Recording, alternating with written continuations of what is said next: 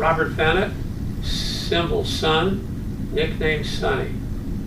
I bought an IMM seat prior to gold being traded, and I probably started trading a year or two after that.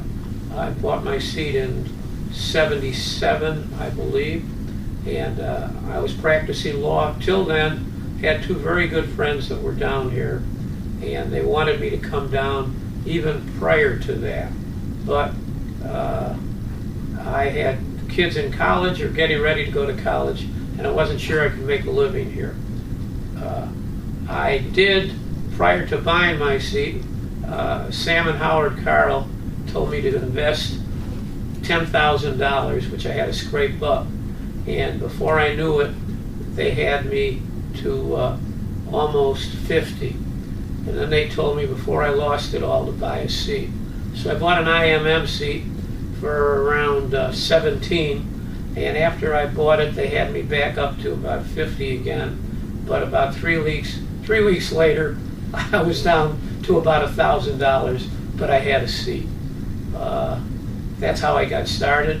When I first started trading, I was not too knowledgeable because I was still practicing law.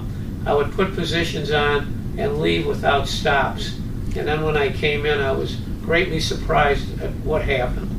I finally learned. Let me tell you, when I first came down here, integrity was everything. We had no trade checkers, and there were one or two fellas, maybe a little more, that you had to be very careful with.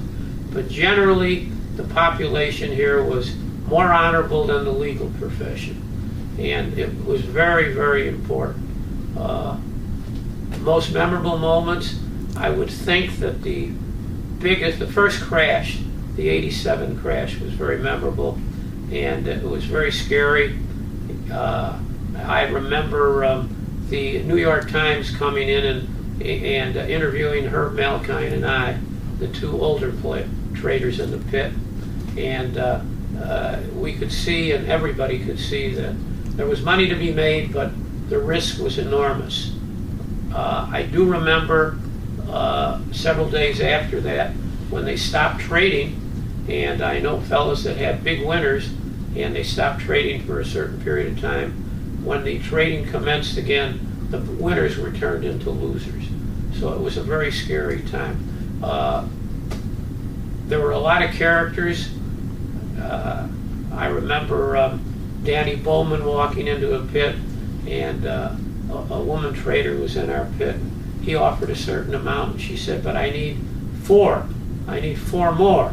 And he says, "Well, you still need 4 more. I only sold you what I told you." There are a lot of funny moments, a lot of sad moments, a lot of happy moments, and we had a couple of suicides, which was, tragic.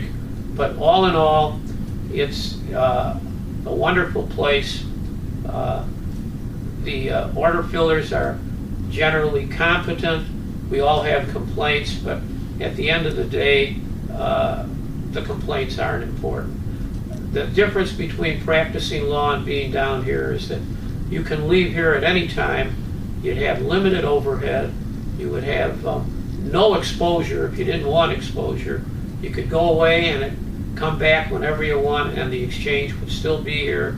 Your financial position would still be here, and I would recommend it for anybody if they're honest and want to be careful and not trade to make millions, and not trade with someone else's money. Trade with your own. Realize that what you're trading is what you can lose, and don't worry about making too much. I don't know what else. We have many charities down here, and we contribute to all. I would say that, generally speaking, the exchange and the people in exchange are very, very charitable. You got any more questions? That's good for me, buddy.